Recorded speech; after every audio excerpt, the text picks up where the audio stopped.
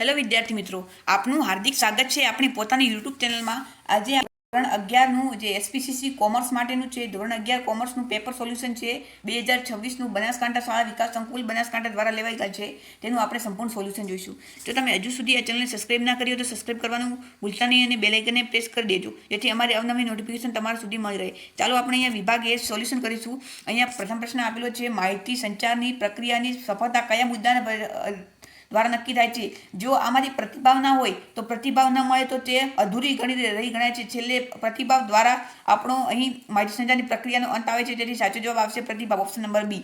એના પછી પત્ર લેખનની કઈ શૈલી સૌથી વધુ આધુનિક પદ્ધતિ છે? આધુનિક પદ્ધતિ કે તો ફુલ્લી બ્લોકડ આવશે, અને મને જો પ્રચલિત પદ્ધતિ કીધું હોત તો મોડિફાઈડ બ્લોક સ્ટડી આવે, તો આપણો અહીંયા સાચો જવાબ રહેશે ઓપ્શન નંબર એ। એના પછી ત્રીજો પ્રશ્ન છે, અહીંયા મિત્રો ત્રીજો પ્રશ્ન થોડું ટાઈપિંગમાં મિસ્ટેક થઈ હતી, એટલે અહીંયા આપેલો છે કે વાણિજ્યિક પત્રને સામાન્ય રીતે પરબડિયામાં મૂકતા પહેલા વધુમાં વધુ કેટલી ગળી વાવી જોઈએ? તો વધુમાં વધુ મિત્રો અહીંયા 3 ગળી વાવી જોઈએ, એક ઊભી ગળી અને એક હાંસિયામાં ઊભી ગળી અને બીજી 2 આડી ગળી વાવવામાં આવે છે, એટલે કુલ 3 ગળી થાય છે। એના પછી અમેરિકન પદ્ધતિમાં પત્રની તારીખ લખતા પહેલા કોનો ઉલ્લેખ કરવામાં આવે છે? તો કે પહેલા મહિનાનો ઉલ્લેખ કરવામાં આવે છે, પહેલો મહિનો ઉલ્લેખ કરવામાં આવે છે, પછી તારીખ અને પછી છેલ્લે વર્ષનો ઉલ્લેખ કરવામાં આવે છે। જ્યારે અહીંયા જો બ્રિટિશ પદ્ધતિ કે તો બ્રિટિશ પદ્ધતિમાં પહેલા દિવસનો ઉલ્લેખ થાય, પછી મહિનાનો અને પછી ત્રીજા નંબરે વર્ષનો આવશે, એવી રીતે આપણું રહેશે અહીંયા। એના પછી ચોથો એમસીક્યુ છે કે ચોથો નહીં મિત્રો, પાંચમો એમસીક્યુ છે કે દાવા ફરિયાદના પતાવટના પત્રો અત્યારના વેપારીઓ કેવી રીતે જુએ છે? તો કે હકારાત્મક રીતે જુએ છે, કારણ કે ગ્રાહક હંમેશા સાચો છે તેવા મોટાભાગના વેપારીઓ માને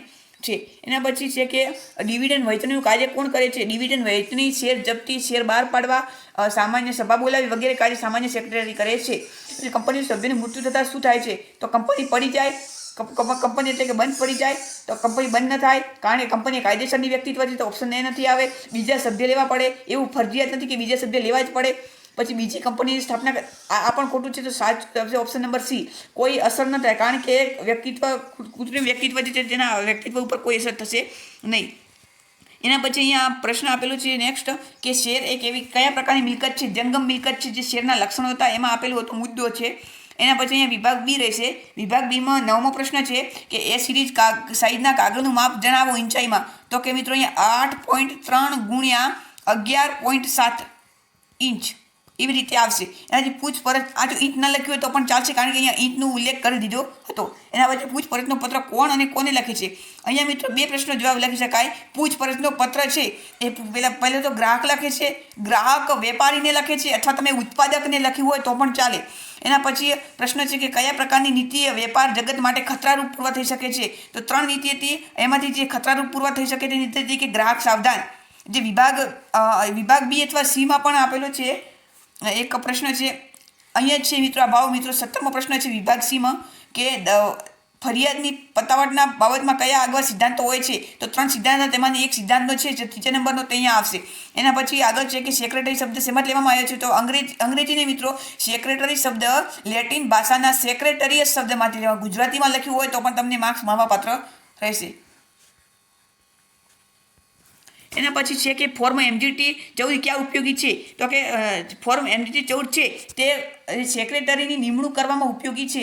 પ્રવર્તકનો માનસપુત્ર કોને કહે છે? કંપનીને। મોસ્ટ આઈએમપી પ્રશ્ન હતો મિત્રો, સ્ટાર વાળો પ્રશ્ન છે, તમારે જો પેપર બાકી હોય તો કરી લેજો। પછી વટાવતી બહાર પાડે, તો કે 3 પ્રકારના શેર બહાર પાડવામાં આવતા હતા। પહેલું દાર્શનિક કિંમત, એક તો કે પ્રીમિયમથી, અને ત્રીજું તો વટાવતી, તો કે દાર્શનિક કિંમત કરતાં ઓછી કિંમતથી જે શેર બહાર પાડવામાં આવે તેને વટાવતી બહાર પાડે શેર કહે છે। એના પછી અહીંયા વિભાગ સી છે। વિભાગ સીમાં કુલ મિત્રો અહીંયા પ્રશ્નો ગમે તે 4 લખવાના, 6માંથી, વિભાગ ડીમાં ગમે તે 5માંથી ગમે તે 3 લખવાના હતા।